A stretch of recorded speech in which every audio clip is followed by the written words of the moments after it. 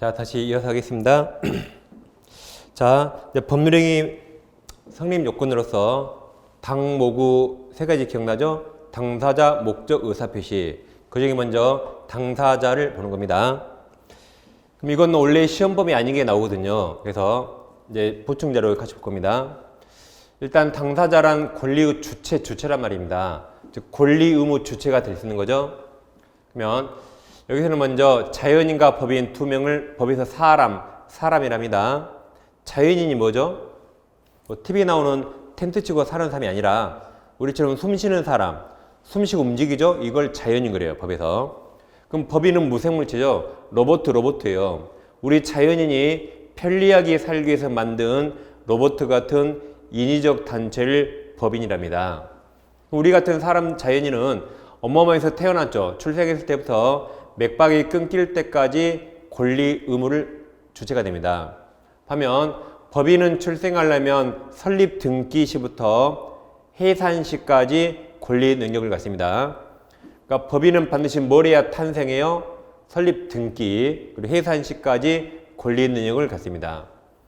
그러니까 쉽게 말하면 우리는 사람은 이동안에 부동산을 소유할 수 있어요. 원칙적으로. 법인은 이동안에 부동산을 소유할 수 있다. 그런 게 권리 의무 주체가 되는 겁니다. 그럼 이제 효력 요건으로서 당사자는 능력이 세 개가 필요하죠. 권리 능력, 의사 능력, 행위 능력. 근데 권리 능력은 사람이면 다 있다 해서요.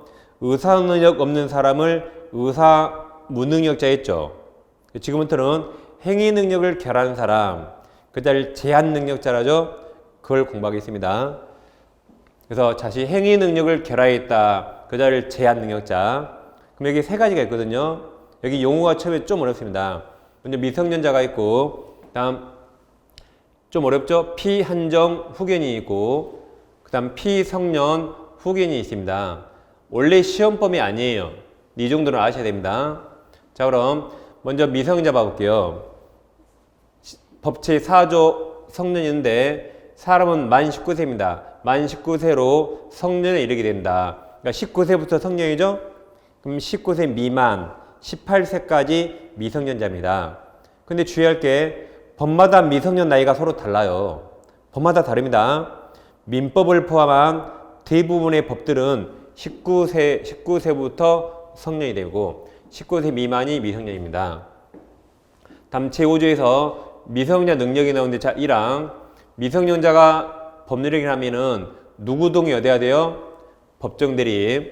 이 제한능력자를 보호하기 위해서 법정대리인이 있어요. 이 동의 얻어야 됩니다. 예를 들면 부모님 동의 얻어야 된다. 자, 이 항에서 전항이 몇 항이죠?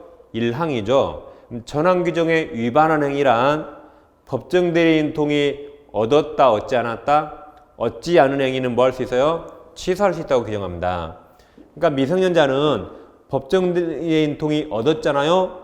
그럼 취소 못 하는데 동의 없을 때 뭐 할 수 있다? 취소할 수 있다. 그러니까 흔한 예로 여러분 자녀 중학생인데 중학생이 핸드폰 사러 가요.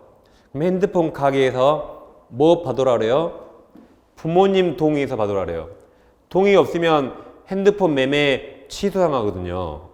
취소 안 당하려고 부모님 동의해서 받아온 겁니다. 그래서 이건 시험에 가끔 잘 나옵니다. 이거.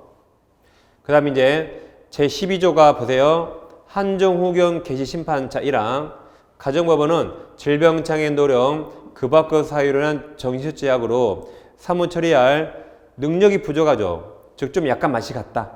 동네마다 약간 맛이 가는 애들 있죠. 그 사람 부족한 삶에서 중과승리하고 한정후견 개시한다는 심판을 합니다. 다시 한정후견 개시한다는 심판을 한다.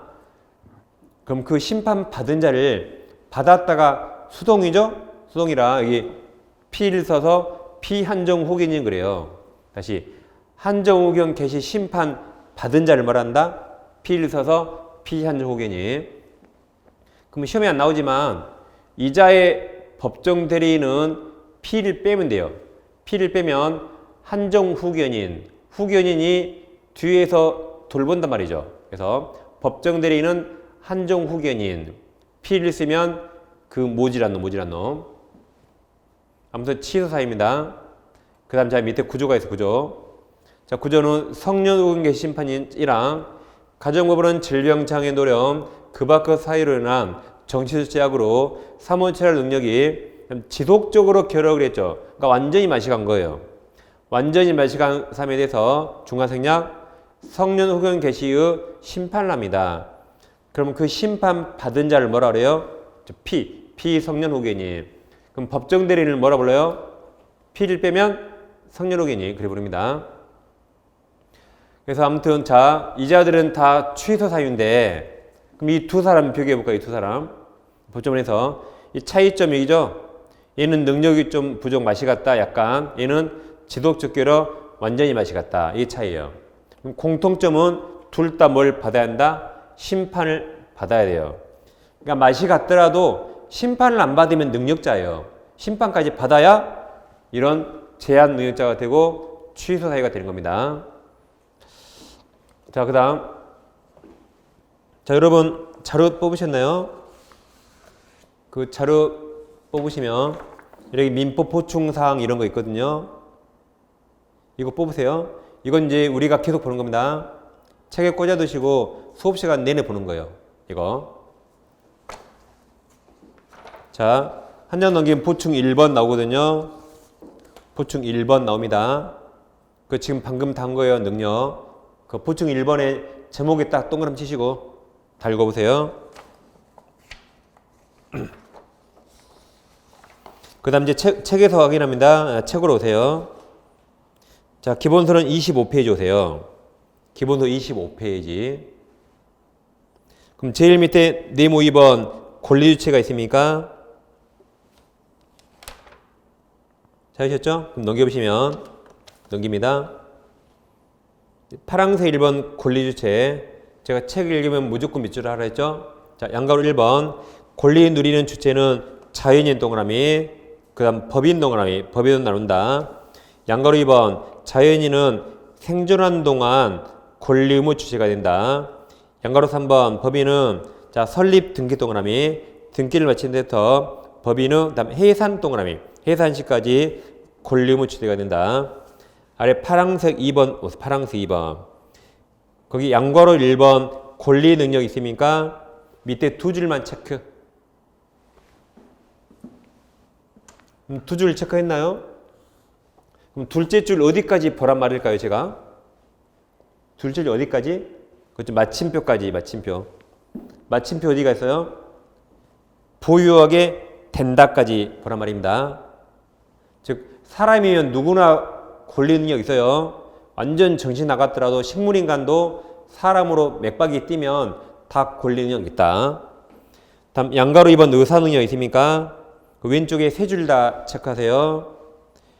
세 줄 체크했나요?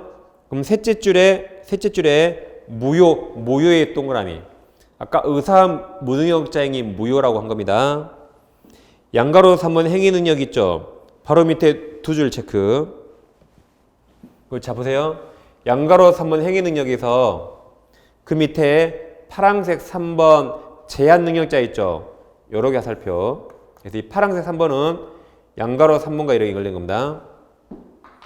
그럼 제한 능력자 방금 봤던 거예요. 자, 양가로 미성자 보세요. 만 19세 동그라미 19세에 이르지 못한 자를 말한다. 양가로 2번 피성년 후견이 있나요? 자, 밑줄 잘 하세요.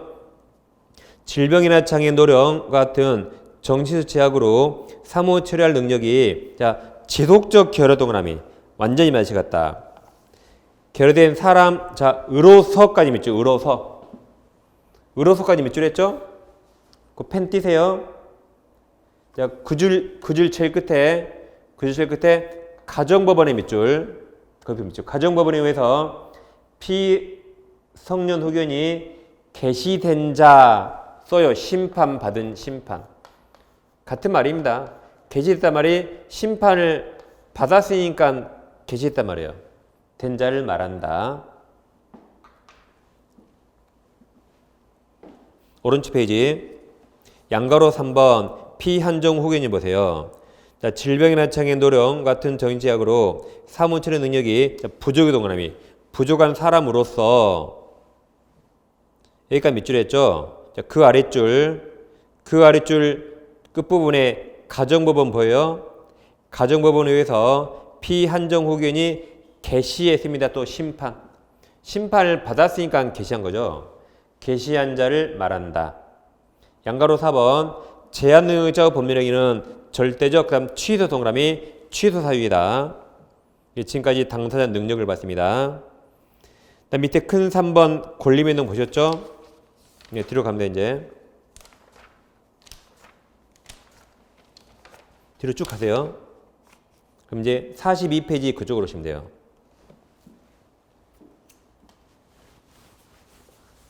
책에 잘 체크하셨죠? 자, 그럼 지금까지 한 걸 제가 몇 가지 사례를 통해서 지금까지 한 내용을 검토하겠습니다. 지금까지 이제 종합 사례요. 자, 가백이 X라는 부동산인데 을과 X 부동산 매매계약 체결합니다. 그럼 파는 사람을 매도인, 사는 사람을 매수인 그랬죠. 자, 그럼 갑과 을이 매매계약 체결했죠? 자, 보세요. 그럼 매도인은 매수인에게 뭐 해달라고 청구할 수 있죠? 대금. 매도인은 돈 달라고 청구할 법적 권리가 있죠. 반면 매수인은 매도인에게 뭐 해달라고 청구할 수 있죠? X부동산 소유권 넘겨달라고 소유권 이전 청구할 권리가 있습니다. 그럼 반대로 그럼 매도인은 매수인에게 뭐 할 의무가 있나요? 매도인은 소유권을 넘겨줘야겠죠. 소유권 이전 의무가 있고 반면 매수인은 매도인에게 돈 줘야 되죠. 돈 줄 의무가 있습니다. 이처럼 권리 의무는 손바닥 앞뒤와 똑같아요. 여기 보세요.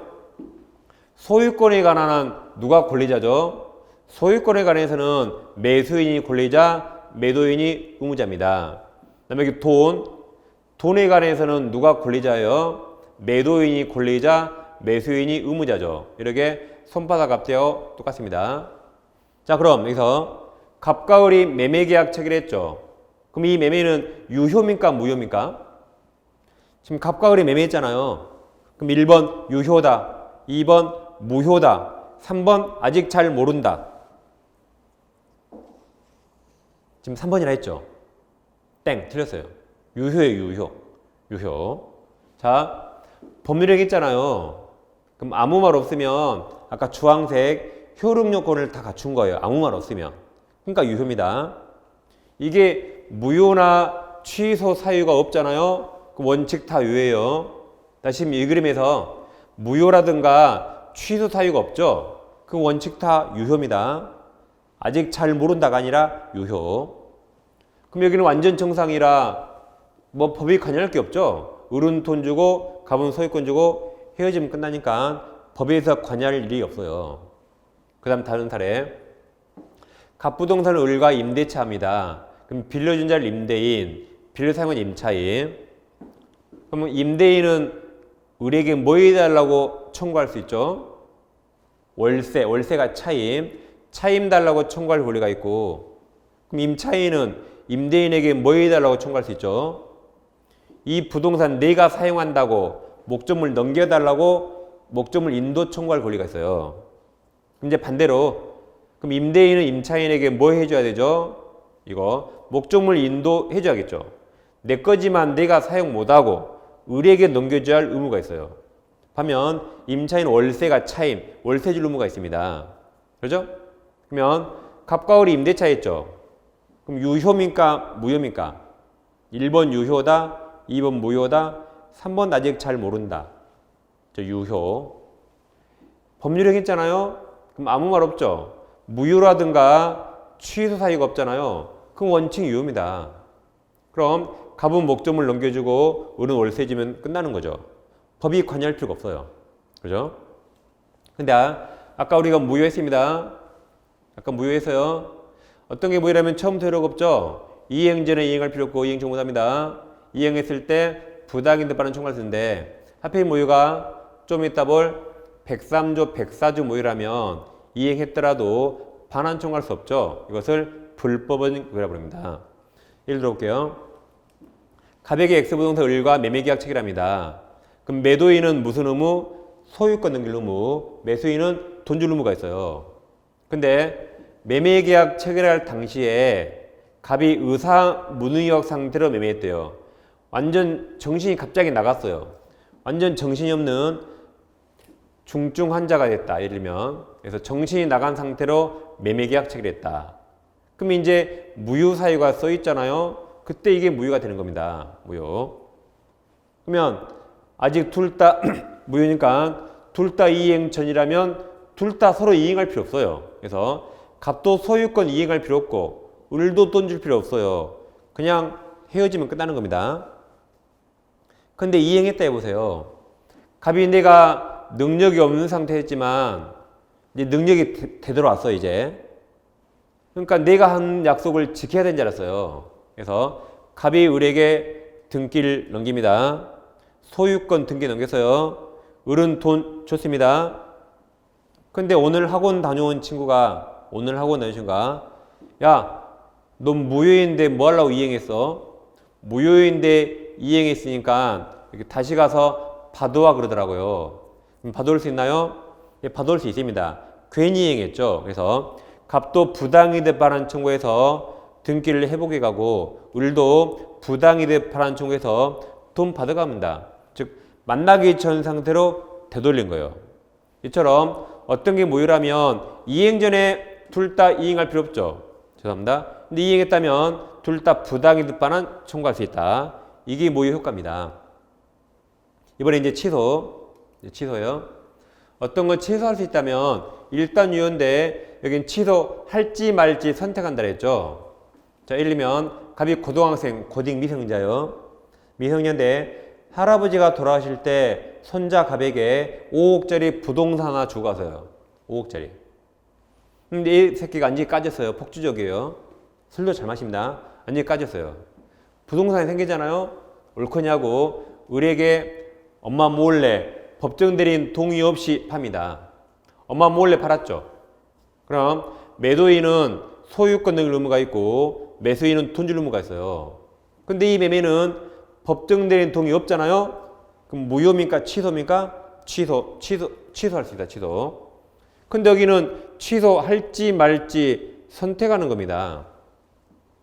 5억짜리를 갑이 얼마에 팔았는가 볼게요. 만약에 갑이 7억이 팔았대요. 그걸 엄마가 알았네? 그럼 엄마가 취소해 안 해, 이거? 여러분이 엄마라면 취소해 안 해요? 나보다 훨씬 낫죠? 아니, 세상에 5억짜리를 어떻게 7억이 팔았어요? 나보다 훨씬 낫잖아요. 그럼 여기 취소 안 합니다. 그럼 유효가 되죠? 그럼 약속을 지켜야 돼요. 그래서 을은 7억을 줘야 되고 그 돈만 엄마가 딱 뺏으면 되잖아요. 취소 안 하고. 그리고 갑 측에서는 소유권 넘겨주면 끝나는 겁니다. 그래서 취소권이 있더라도 취소하지 않죠. 그럼 행위한 그대로 약속을 지켜야 된다. 근데 여러분 내 아새끼가 이렇게 할 리가 없죠. 내 아새끼가. 그래서 이 폭주조 아새끼가 이걸 3억에 팔았다. 3억에. 그럼 이제 취소해 안 해요? 이제 하겠죠. 이제 취소하겠죠? 그럼 취소하면 소급의 무효가 되기 때문에 그죠? 그럼 이행 전에 둘 다 이행할 필요 없습니다. 근데 이행했다 해보세요. 갑이 이미 등기를 넘겨줬고 을은 매매대금 3억을 이미 지급했다. 근데 엄마가 이제 취소합니다.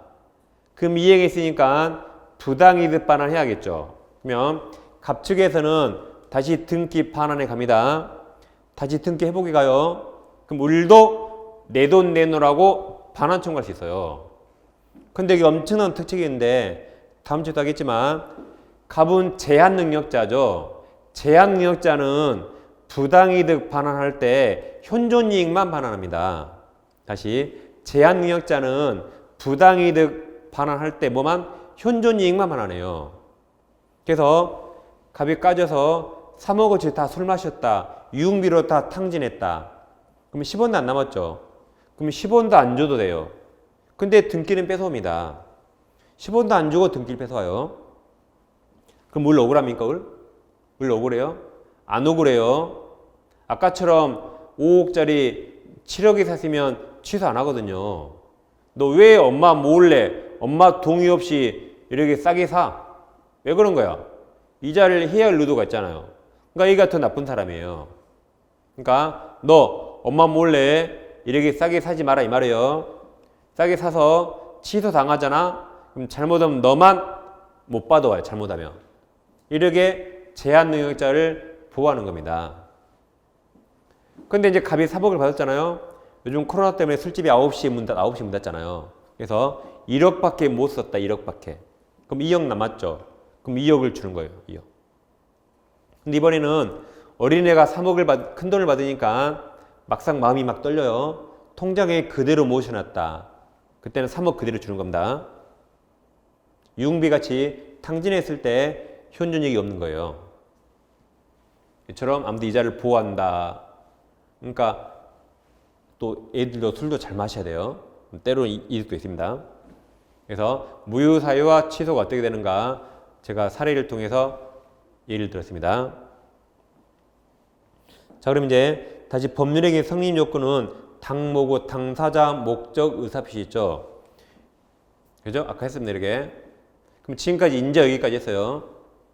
인제 여기까지 했다. 여기까지 다 들었죠? 아까 이 유흥비까지. 이제 우리는 이제 법률행위 목적 여기 가는 겁니다. 그럼 법률행위 목적은 확가적타 아까 였죠? 확정가는 적법 사지의 타당성이고 이 넷 중에 하나를 결합 여긴 다 무슨 사유? 무효사유만 있습니다. 그래서 지금부터 이제 법률행위 목적 확가적타 여기를 공부하겠습니다. 책은 42페이지 오세요. 책은 42페이지. 그럼 중간쯤에 04번 법률행위 목적 써 있나요? 박스 밑에 약 6줄 있죠? 6줄 왼쪽에 다 체크하세요. 6줄 왼쪽에 다 체크했나요? 그럼 그 중에 다섯째 줄 중간쯤에 법률행위가 이러한 요건이 확가적타, 이러한 요건을 갖추지 못한 경우 그 법률행위는 당사자 의도대로 발생하지 않으며 무효또는 무효이다. 여기에요. 여기는 다 무효만 있다. 그래서 내모 일부 확정 나옵니까? 자, 이제 실판으로 오세요. 우리는 지금 뭘 한다? 목적을 한다고 지금 다시 주소를 한번 지금 상기시킨 거예요, 지금.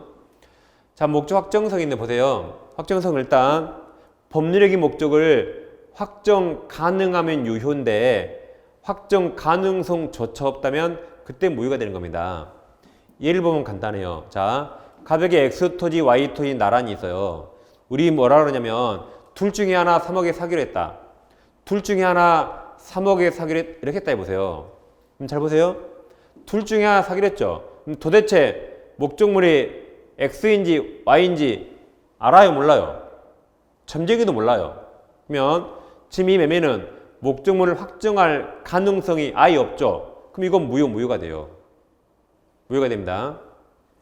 근데 이번에 만약에 우리 그래요. 내가 아직 뭘 살지 결정 못 했는데 둘 중에 하나 3억에 살 거야. 대신 내가 한 달간 고민해 볼게. 그래서 일단 둘 중에 하나 찜해놓고 한 달 후에 우리 선택한 것을 소유권 넘기기로 했다 가정해 보세요. 그럼 매매계약 체결 당시에는 아직 목적물이 확정되지 않았지만 나중에 확정될 기준과 방법이 마련되어 있죠. 그럼 이때는 확정 가능하거든요. 그때는 유효가 됩니다. 유효. 그러니까 갑은 한 달 동안 둘 다 팔면 안 돼요. 우리 선택한 걸 넘겨야 됩니다.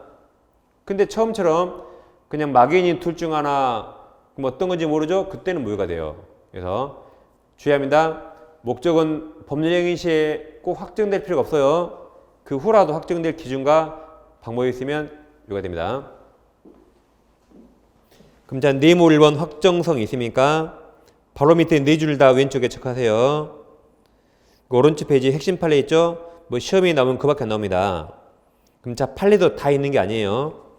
핵심 판례에 있습니까? 오른쪽에? 그럼 자, 두 번째 줄 제일 끝에 그러므로 있죠? 그 다음부터 밑줄. 그 다음부터 매매 목적물과 대금. 저는 매매 목적물을 예시를 들었습니다.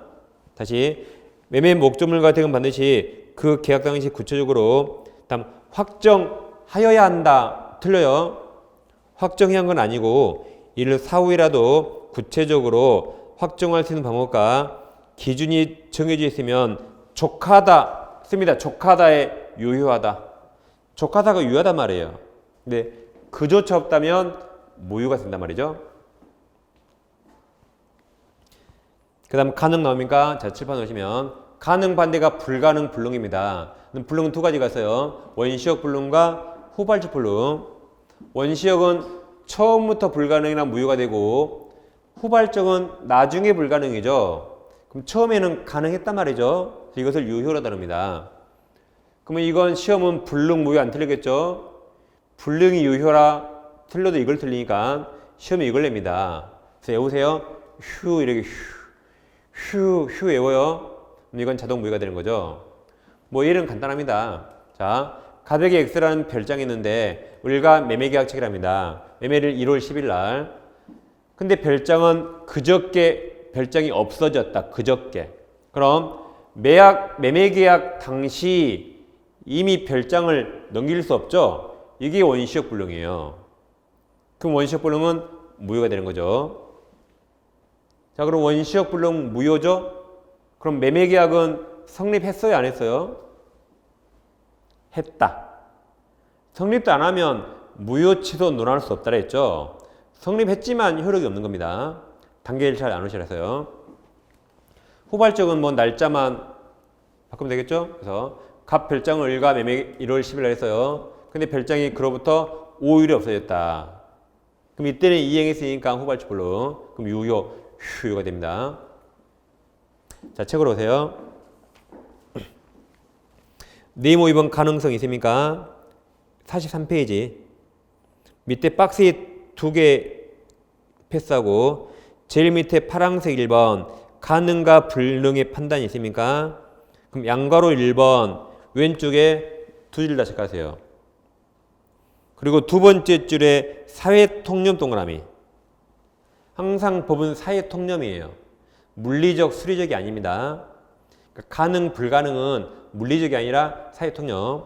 예를 들면 한강에 결혼반지 빠졌네요. 한강에. 그래서 금반지를 주오면 1억을 주겠다 그랬어요. 그럼 그거 물리적 가능합니까? 한강에 빠진 금반지 주오면 1억 주겠다. 물리적은 가능하죠. 포크레인으로 물을 다 퍼내고 반지 딱 주오면 돼요. 근데 그게 머릿속으로 가능합니까? 미쳤잖아요. 그게 사회통념이에요. 그럼 그건 불능으로 다룹니다. 그게 사회통념이에요. 다음 페이지. 44페이지는 2번 불능의 종류가 있고 양가로 1번에 동그라미 1번 원시적 불능 되어 있습니까? 그럼 기역, 니은 세 줄을 다 체크해요. 이렇게 기역, 니은 있죠? 이렇게 세 줄 다 체크. 그럼 세 번째 줄에 파란색 글씨 보여요? 원시적으로 전부 불능인 법률행위는 참 무효 동그라미 무효이다. 동그라미와 후발주 불능 기역 세 줄 다 체크하세요. 세 줄 다 체크. 니은은 두 줄만 체크. 그럼 둘째 줄에 유효 동그라미 유효하다. 거기 가보세요. 휴. 오른쪽 페이지. 오른쪽에 네모 3번 적법성이 있습니다. 여기 좀 어렵습니다. 자, 칠판으로 오세요. 여기는 어렵지만 반드시 이해해야 됩니다. 여기를 이해 못하면 우리나라 어떤 것도 공부할 수 없어요. 애우를 한 게 아니라 그러게 되구나 한번 느끼면 됩니다. 자, 그럼 법률 규정은 크게 임의 규정과 강행 규정이 있고 임의 규정을 임의 법규, 강행 규정을 강행 법규랍니다. 그럼 둘 중에 어떤 게 더 세 보여요? 그렇죠. 강행이 더 세 보이고 얘는 좀 만만해 보이죠. 맞습니다. 그럼 어떤 법 규정이 임의 규정인데 임의 규정과 계약 당사자가 서로 다른 약정을 했다. 그럼 그들은 약정이 유효가 됩니다. 약정대라는 겁니다. 그러니까 한마디로 임의 규정은 안 지켜도 돼요. 임의 규정과 당사자가 다른 약정을 했죠. 그럼 그들한테는 규정을 무시하고 약정대로 하는 겁니다. 아무런 약정 없을 때 임의 규정이 적용됩니다. 그러니까 안 지켜도 된다. 만만하니까. 반면 강행 규정은 우리한테 언제나 적용되는데 이 두 가지가 있어요. 단속 규정과 효력 규정이 있습니다. 그럼 단속은 말 그대로 경찰 행정 단속이 주 목적이에요. 우리 흔히 단속 떴다. 단속 났다 그러죠. 여러분 중개하잖아요. 그럼 단속 나오면 협회에서 연락이 쫙 와요. 문 닫으라고. 그게 단속이에요. 그러면 단속 규정 위반하면 말 그대로 단속만 하거든요. 사적 거래는 내버려둬요. 사적 거래는 내버려두고 단속만 당해요. 제재나 처벌을 당합니다. 그래서 사적 거래 내버려둡니다. 근데 이제 효력 규정 위반했을 때 그때 무효가 돼요. 무효. 결국 여긴 다 유효고 뭐만 무효죠? 여기만 무효가 됩니다. 그리고 자 보세요. 그냥 강행 규정 그러면 다 효력 말합니다. 단속 규정은 단속이라고 꼭 써줘요. 그래서 그냥 강행 규정은 다 뭘 말한다? 효력 규정. 따라서 시험 지문에 강행 규정 위반 무효 맞습니다. 왜 그래요? 그냥 강행은 다 효력을 말하니까. 그리고 우리 민법만 놓고 보면 민법에 있는 모든 강행 규정은 다 효력 규정이에요. 그러니까 우리 민법은 단속 규정이 없습니다. 단속 규정은 행정법, 다른 법들에 있어요. 우리 민법은 임의 규정 아니면 효력 규정밖에 없습니다. 그래서 강행 규정은 다 효력 규정이고 위반은 무효가 되는 겁니다. 단속은 단속이라고 꼭 써준다 그랬어요. 그래서 지금 이 세 줄을 정확히 이해해야 됩니다. 자, 예를 들 텐데 이왕이면 시험에 잘 나오는 예를 들어야겠죠. 그래서 아직 안 했지만 임대차를 한번 해보겠습니다. 11월 공부하신 분들은 아마 했을 겁니다. 똑같은 예예요.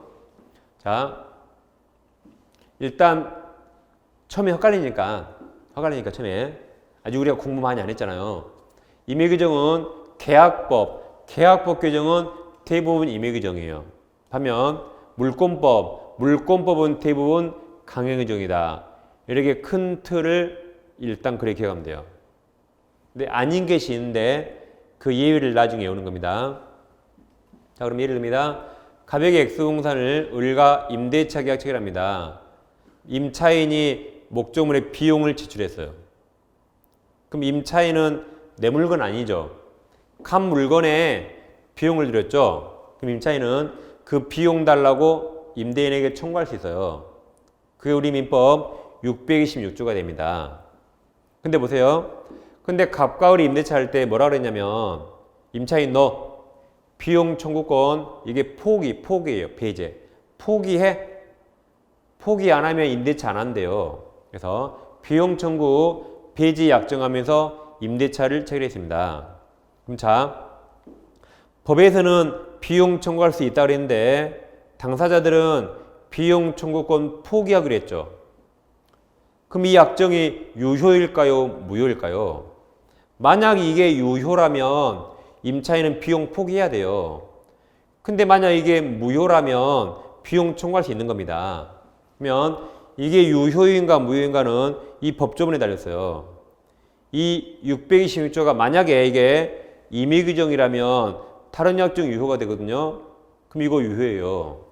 근데 만약에 626조가 강행규정이라면 민법은 다 효력이죠? 그럼 그 약정 무효가 됩니다. 이게 무효가 됩니다. 근데 이건 색깔이 또 녹색 똑같죠? 이건 대표적인 임의규정이라고 시험이 아주 잘 나옵니다. 따라서 안 지켜도 돼요. 그럼 그들은 약정대로 움직인다. 그래서 약정 유효가 됩니다. 그래서 을은 비용 청구 못하게 되는 겁니다. 그러니까 우리가 임대차 계약할 때 계약서에 대부분 써 있잖아요. 제일 끝에 뭐라 써 있죠? 임대차 종료 시 임차인이 목적물을 원상으로 회복한다고 써 있거든요. 그게 이 약정이에요. 이거. 그럼 그 약정하면 임차인은 유익비 같은 비용 청구 못하게 되는 겁니다. 이처럼 임차인에게 불리한 약정이죠. 불리하더라도 임의규정이라 법규정 무시하고 약정에 따른 겁니다. 이번에는 가백에 토지가 있는데 을과 토지 임대차 계약 체결합니다. 우리 재산이 건물이죠. 이렇게. 우리나라는 토지와 건물이 독립된 부동산이에요. 소유자가 다를 수 있어요. 그러니까 대장도 토지 대장 따로 있고 건축물 대장 따로 있어요. 등기부도 토지 등기부, 건물 등기부 따로 있습니다. 그러니까 이건 건물 을이 졌잖아요. 건물은 을 소유, 토지는 갑 소유가 돼요. 그럼 을은 나대지를 빌려서 건물 지었죠. 근데 임대차가 끝나네요. 끝났다가 만료했다. 그럼 을은 원칙 건물 철거하고 나대지로 돌려줘야 돼요. 원칙. 근데 건물이 멀쩡히 현존하면 철거하기 아깝죠. 그때 어른 한 번 더 하자 할 수 있어요. 한 번 더 한다가 갱신한다. 그래서 임대인에게 갱신 청구할 수 있습니다. 임대인이 오케이 하면 한 번 더 합니다. 임대인 노 거절하잖아요. 거절하면 어른 내 건물 너가 살 수 있어요. 내 건물 너가 사! 매수해! 라고 매수 청구할 수 있다. 이때는 갑은 거절 못하고 무조건 사야 됩니다. 무조건 사야 돼요. 바로 매매가 형성이 됩니다. 이 엄청난 권리가 우리 민법 643조에 있어요. 그러니까 임대인이 보세요. 임대인이 임대차 할 때 을한테 야, 너 매수 청구권 포기해. 포기 안 하면 안 빌려준대요. 그래서 임대차 할 때 매수 청구권 배지 약정이다 가정해 보세요. 근데 법에서는 매수 청구할 수 있다 그랬죠. 자기들은 하지 말자 그랬죠. 그럼 이게 유효인가 무효인가는 이 법 규정이 임의 규정인가 강행인가에 달렸어요. 근데 이건 임차인 보호를 위한 대표적인 강행 규정으로 시험에 아주 잘 나옵니다. 그러면 민법은 강행은 다 효력이죠. 위반 약정 무효가 됩니다. 그래서 강행 규정과 위반된 약정 무효가 돼요. 그래서 이 약정을 하고 계약서에 쓰고 도장 찍었더라도 무효입니다. 그러므로 매수 청구할 수 있다 없다? 있다. 갑은 무조건 사야 돼요. 이게 임차인 보호를 위한 강행 규정입니다. 그럼 우리가 이제 갑이라면 큰일 났네요. 아니 기껏 내 땅을 빌려줬더니 건물 사라면 사야 된대요. 네, 사야 됩니다. 근데 걱정할 필요 없어요. 걱정할 필요 없습니다. 우리 건물 지으려고 임대차 하면 설마 1년 밀릴까요? 건물 지으려고? 최소한 15년, 20년 빌렸겠죠? 그죠? 그럼 20년 지나면 이 건물은 낡고 낡았어요. 가치가 한 20배 깎였어요. 그동안 내 땅은 몇 배 올랐을까요? 20년간? 몇십 배 올랐겠죠? 그리고 그동안 월세 받았잖아요. 그러면 낡고 낡은 건물 싸게 사요. 그리고 허물어버립니다. 근데 내 땅은 몇십 배 떴잖아요. 멋있게 주상복합 딱 지으면 되잖아요. 손에 있어요, 없어요? 없어요. 임차인이 아주 열악하니까 아주 싸게 사주란 말이에요. 불쌍하니까. 그리고 임차인을 살짝 보호하는 거지 임대인에게 하등의 손에 없습니다. 걱정하지 마세요. 그러니까 돈이 없으면 싼 거지 이거 당할까봐 못 사는 거 아니에요. 아무튼 이게 대표적인 강의죠. 이왕이면 시험에 잘 나온 예를 들었습니다. 그럼 이제 책으로 오세요. 책은 이제 45페이지. 내모사무 목적의 적법성에서 1번 법규의 분류 있나요? 그럼 거기 박스 보세요. 강행 규정 보세요. 자, 오른쪽 페이지. 오른쪽 칸 강행 규정. 효력 규정 있나요? 효력 규정은 법 규정을 위반할 경우 사법상 효력이 개인 간 효력이에요. 사법상 효력이 뭐다? 개인 간 효력. 효력은 다 무효 동그라미, 무효이다. 밑에 단속 규정. 법 규정이 위반할 경우 처벌, 제재만 받고 사법상 효력은 유효 동그라미, 유효이다. 밑으로 내려오면 파란색 2번 강행 규정 분류가 있나요? 박스가 있는데 효력 규정 있죠? 일단 3개만 밑줄합니다. 동그라미 1번 부동산 실명포상 명의시설 금지 규정, 이건 나중에 민트법이 합니다. 동그라미 3번 부동산 거래 신고에 관한 법률상 토지거래 허가 규정, 이건 여러분 중개사법에서 나옵니다. 4번도 마찬가지 공인중개사법상 초과 중개 수수료 금지 규정, 이거 위반하면 다 무효라고 3번, 4번은 중개사법 시간 할 거예요. 물론 저도 나중에 하는데 안 한다가 아니에요. 다음 오른쪽 칸 단속 규정이 있습니까? 동그라미 1번. 그러니까 민법에는 단속 규정 없다 그랬죠. 다른 법들이에요.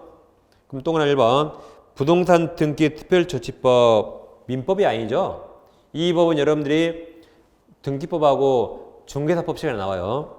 법상 중간 생략 등기 금지 규정이죠.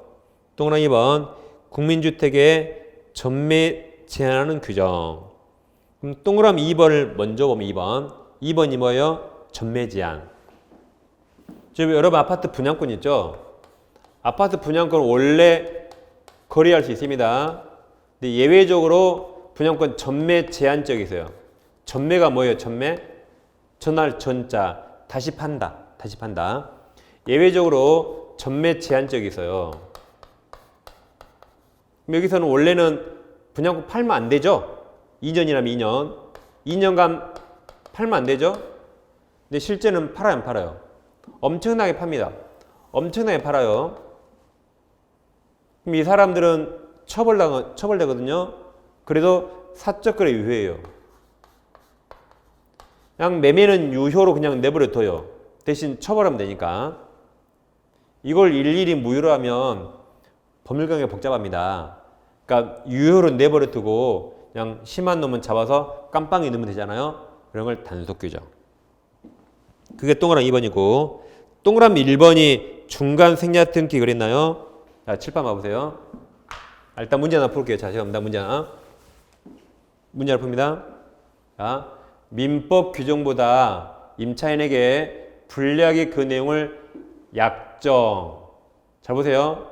그럼 지금 민법 규정하고 당사자 약정이 서로 같다, 다르다? 다시. 민법 규정보다 임차인에게 불리하게 그 내용을 약정. 그 민법 규정과 약정이 서로 다르다죠. 다르다. 근데 약정한 경우도 유효네요. 이게 임의규정. 법규정과 약정이 다른데 그 약정이 유효래요. 그걸 뭐라 한다? 임의규정. 그럼 무조건 아까 비용이에요. 아까 626조. 그러니까 필요비 찾으면 딱 그냥 2번의 답이 이렇게. 임의규정 나오면 무조건 정답이 비용이에요. 그러니까 제가 일부러 아까 비용, 임대차 규정 한 겁니다. 일부러. 1초 만에 나중에 풀립니다. 그럼 이제 단속 규정 중에 중간 시야 등기 한번 해볼게요. 이건 여러분들 많이 해보셨죠? 많이 해봤잖아, 솔직히. 그거 여러분 해보면 그거. 자, 이 단속 규정 유효입니다. 제재를 받아요. 가격의 X부동산인데 을과 매매하고 을이 다시 평가에 팝니다. 그럼 원래 을에게 등기해야 되거든요. 근데 등기를 빼먹고 중간 생략하고 병한테 바로 등기해요. 갑에서 병 앞으로 바로 등기했다. 이것을 중간 생략 등기. 그러니까 지금 어떻게 한 거죠? 갑에서 을 앞으로 병 앞으로 바로 등기했죠. 을 빼먹었죠. 이게 중간 등기. 그럼 원래는 어떻게 돼? 원래는 갑에서 을 앞으로 등기하면서 등기하려면 취득세 내야 되죠. 병한테 팔면서 을은 다시 양도세 냈어야 돼요. 이렇게 해야 정상이거든요. 근데 지금 이렇게 중간상이 해버렸습니다. 그럼 잘 보세요. 그러면 이렇게 하든 결과가 똑같죠. 어차피 병한테 오는 결과가 똑같잖아요. 그걸 등기법에서 실체관계에 부합한다 그래요. 어차피 결과는 똑같다. 그럼 이걸 무효로 할 게 아니라 유효로 내버려 두고 그냥 을 잡아서 세금만 거두면 돼요. 그리고 관계자 처벌하고 굳이 이 등기를 무효로 할 이유가 없습니다. 그래서 그냥 내버려 둬요. 유효로. 내버려 둬요. 그리고 을 잡아 세금 걷고 처벌하면 되는 겁니다. 그래서 이대로 유효. 이런 걸 단속 규정. 이렇게 중간세 등기예요. 그럼 다시 책으로 오세요. 45페이지. 제일 밑에 또 핵심 판례에 써 있습니까? 그럼 중간 세액이 사부상 무효인가 아니라 그랬죠. 자 보세요. 밑줄 잘 하세요. 토지거래 허가구역을 벗어난 지역에서 부동산 등기특별조치법상 그 아랫줄 등기하지 아니하고 미등기 제3자에게 전매행위를 일정 목적 범위 내에서 형사처벌하도록 되어 있으나 즉 제재는 받아요. 처벌. 이로써 순차 매도한 당사자의 중간 세액 등기 합의가 난 사법상 효력이 개인간 효력까지 무효로 한다는 취지는 아니다. 그 말이 유효. 그 말이 유효란 말입니다. 유효. 무효가 아니라 그랬으니까. 이런 걸 단속 규정. 자, 이제 사회적 타당성 하는데 잠깐 법률 용어 좀 확인할게요. 법률 용어. 이건 법률 용어라 외우셔야 돼요. 선이란 착한 놈이 아니라 어떤 사실을 모른 거예요. 모른 거. 악인은 나쁜 놈이 아니라 어떤 사실을 알았답니다. 그래서 착한 놈, 나쁜 놈은 큰일 납니다. 선인은 뭐다? 어떤 걸 몰랐다. 악인은 알았다. 그렇게 하셔야 돼요. 그 다음, 지금 우리는 무효와 취소를 구별하고 있죠. 그럼 무효 취소는 원칙 효력이 절대적입니다. 절대적이란 무효 취소를 누구에게나 절대적으로 주장할 수 있다요. 다시 절대적이란 무효 취소를 누구에게나 절대적으로 주장할 수 있다가 원칙입니다. 예외적으로 사람을 봐가면서 상대적으로 주장해요. 그럼 어차피 취소하면 무효가 되잖아요. 그래서 절대적 무효를 지금 보겠습니다. 자, 예를 들면 갑소유 X 부동산이 있는데 친척을이 등기를 위조해서 을 앞으로 등기합니다. 저기 여러 개 딱 예를 등기해서요. 그럼 이 등기 유효일까요? 무효일까요? 위조해서 을 앞으로 등기할 원인이 없죠. 그러니까 무효입니다. 근데 이게 무효라는 사실은 아무도 몰라요. 을밖에 몰라요. 갑도 모르고 있겠죠? 을밖에 모릅니다. 그럼 마치 을이 소유자처럼 보여요. 을이 등기돼 있죠? 소유자처럼 보여요. 그래서 우리 병한테 빨리 금매로 팝니다. 돈 받고 등기 넘겼죠? 그리고 우리 중국으로 튀어요. 그럼 자 보세요. 그럼 우리가 병이라면 매매할 때 태어나서 을을 처음 받겠죠. 그럼 앞사실 위조라든가 무효 이런 거 병이 알았을까요? 몰랐을까요? 보통 몰랐겠죠. 몰랐다고 가정해 보세요. 그럼 몰랐다가 선임인가 악임인가? 선이라고 이제 가정해 보는 겁니다. 그럼 병은 아무것도 모르고 돈 다 주고 샀죠. 그럼 병 등기 유효일까요? 무효일까요? 이게 문제가 됩니다. 자, 그럼 보세요. 병 아무것도 모르고 돈 다 주고 샀죠. 그래서 병을 유효라고 가정하면 그럼 병이 소유권 취득합니다. 근데 병이 소유권 취득하려면 갑이 소유권을 뺏겨야 돼요. 근데 여기서 갑이 뭐 잘못했나요? 갑은 아무 잘못 없죠. 그래서 병을 보호하면 불쌍하게도 갑이 소유권 뺏겨야 됩니다. 그럼 갑 불쌍하니까 병을 무효라고 가정해 보세요. 그럼 병 소유자 아니죠? 을 소유자 아니죠? 갑은 소유권을 지킵니다. 근데 이번에는 병이 불쌍해지죠? 병이 불쌍합니다. 그러니까 이 사건은 어차피 둘 중에 한 명은 불쌍해져야 돼요. 누군가는 손해를 봐야 됩니다. 그래서 이건 옳고 그름이 아니에요. 당 부당이 아니라 나라마다 태도가 서로 다릅니다. 나라마다. 독일 같은 유럽 쪽에서는 선의병 유효 그래요. 유럽에서는. 그럼 병이 소유권 취득했죠? 그럼 갑이 불쌍하게 소유권 뺏기니까 갑이 을을 잡아서 뒤처리합니다. 근데 우리나라는 달라요. 우리나라는 병 무효입니다. 그걸 절대적 그래요. 앞사람 무효죠? 그럼 뒷사람 누구에게나 절대적으로 무효를 정할 수 있다. 선이 보호 안 됩니다. 그래서 우리나라는 갑이 소유권을 지키고 병이 불쌍해져요. 우리나라는 병이 을을 잡아서 뒤처리하는 겁니다. 이렇게 나라마다 서로 다르다. 아무튼 이건 우리나라는 절대적, 이건 그냥 외우셔야 돼요. 이게 싫으면 유럽 이민 가세요. 이건 외워야 돼요. 자, 그럼 병이 A에게 팔고 등기하고 B에게 팔고 등기하고 Z까지 해서 팔고 등기했다. 그러면 앞사람 무효죠. 그럼 뒷사람 100명, 1000명, 10,000명 누구한테나 절대적으로 주장할 수 있어요. 그래서 너도 무효 쭉쭉쭉 무효가 됩니다. 그럼 결국 갑이 소유자예요. 그래서 앞사람 무효죠. 그럼 뒷사람 100명, 1000명, 10,000명 전부 다 죽어요. 그것을 절대적. 선이 보호 안 돼요. 다 무효, 다 죽어. 다 죽습니다. 그럼 자, 여기 지워요. 병까지만 해볼게요. 그럼 병은 아무튼 억울하죠? 이 등기를 누가 만들었죠? 등기를 누가 만들어요? 공무원 시험합격한 공무원이 만들어졌어요. 그러니까 병은 이 사실을 모르고 이 등기를 믿고 샀어, 이렇게. 그래도 을 무효면 너도 무효가 됩니다. 그럼 병은 억울하죠? 어쩔 수 없어요, 우리나라는. 그럼 이걸 잡으세요. 이걸 뭐라 하냐면 등기가 을을 소유자라고 공시하죠? 보세요. 그래서 등기부가 을을 소유자라고 공시한 바를 병이 믿었거든요. 믿었더라도 앞사람 무효면 병 등기 효력 인정하지 않고 무효가 됩니다. 이걸 등기 공신력 없다 그래요. 같은 말로 생각이 됩니다. 이 현상을 두고 민법 총칙에서는 앞사람 무효면 다 죽어 절대적 무효. 등기편에서는 등기 믿어도 부호하지 않는다 그래요. 똑같은 말입니다. 이것을. 그럼 우리가 이제 앞으로 병이라면 큰일 났네요. 그럼 앞으로 우리가 부동산 살 때 앞사람이 무효인가 알아봐야 돼요. 한 명이라도 무효면 다 무효거든요.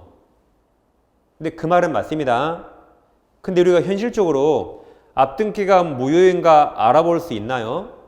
불가능하죠. 현실에서는 앞등기 믿고 살 수밖에 없어요. 근데 만일 하나 앞등기가 무효라면 나도 무효가 되는 겁니다. 근데 보세요. 우리가 병일 때 앞등기는 다 유효입니다. 유효. 시험이니까 무효를 가정에 공부한 거죠. 실제에서는 다 유효예요. 실제에서 우리가 병일 때 앞등기가 무효가 될 확률은 로또 1등 될 확률보다 더 없어요. 로또 1등 일주일에 몇 명 나와요? 한 뭐 7명, 10명 나옵니까? 일주일에 한 10명? 이것은 한 1년에 두세 번 뉴스에 나올까? 1년에 두세 번. 그러니까 우리가 병일 때 앞사람이 무효일 일은 우리한테 일어나지 않아요. 로또 1등 되고 말하세요. 근데 정말로 억만 분의 일 하나 앞사람이 무효면 나도 무효가 돼요. 근데 이런 일은 우리한테 있다 없다? 없다.